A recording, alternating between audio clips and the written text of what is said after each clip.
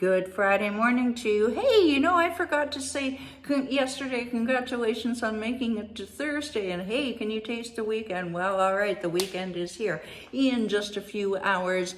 And just in case I forget, just want to say now, have a terrific weekend and make sure that you take some time for yourself, even just a couple of hours.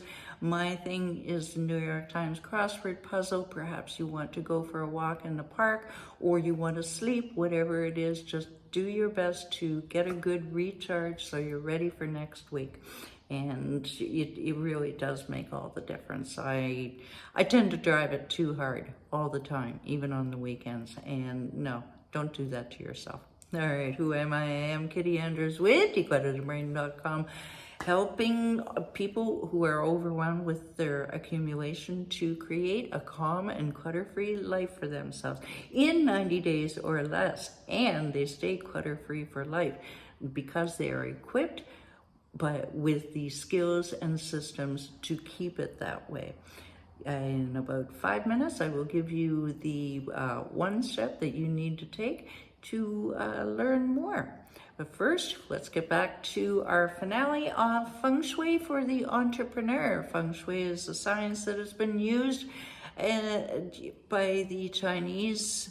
And if you want to argue with me about it, if it's a science, please don't. They take it pretty seriously, and who am I to argue? Anyway, they've used it for 3,500 years or so to benefit the major areas of their life, not the least of which, of course, is entrepreneurial wealth. And first thing you want to do is identify your favorite area that you want to work on. Now, it might not be wealth, it might be your marriage, etc. Whatever you do, do it with intention. Identify that area that you want to improve and just be serious about it. It's not a toy, okay? But it is not a toy.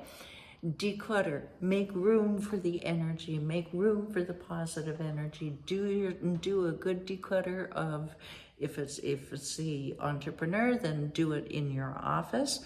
Give it a good clean. I'm talking pull out the furniture and give it a good clean, especially the office and your desk. And then you'll be ready to apply the cures, which we're going to talk about in a minute. Welcome the money in. Put lights and make sure the lights at your entrance are working, and and visualize the money come in. Sorry, I got distracted. I forgot to tell you that today is Friday Funnies. Close the bathroom door. Money and wealth are very closely related, so there's something to do with the Feng Shui books will tell you to close the bathroom door, put a mirror on that door, and cover the drains. Keep your kitchen clean, because kitchen is food, money is food, right? Works together, so make your money feel welcome.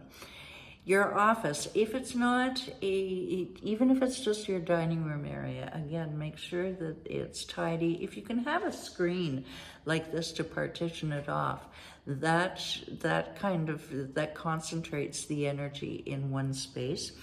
And if you're in a proper office space of any size, don't have your back facing the door, or don't have your back to the door. Because way back when that rule was established so that you wouldn't get surprised with a knife in your back. That is less likely now. You want to have a commanding position. You want to be able to see who's coming in the door, even if you live alone. Trust me, and you'll just feel more in command. Put a rug in the center for grounding if you can. Now, yesterday we started looking at the Feng Shui Octagon. And as I put here, and if you want a copy, just let me know. It's readily available on Google, though. Wealth, fame, marriage, children, helpful people, career, knowledge, and family. And so if you're standing at the door of the room, then look at the far left corner, and that is your wealth area where you can apply your cures. And what are cures? You could have anything that invites movement and life. So a wind chime, a whirligig, a plant, crystal, colors, especially red, purple, and green. Okay, now today we get to the rest of it. As I mentioned, other parts of the octagon include marriage. Now, marriage in a business sense can be partnerships. Children can equal clients. You can improve these areas of your life. Fame equals your reputation. I've been at 1,150 videos with a lot of views, and yes, I do augment my fame area.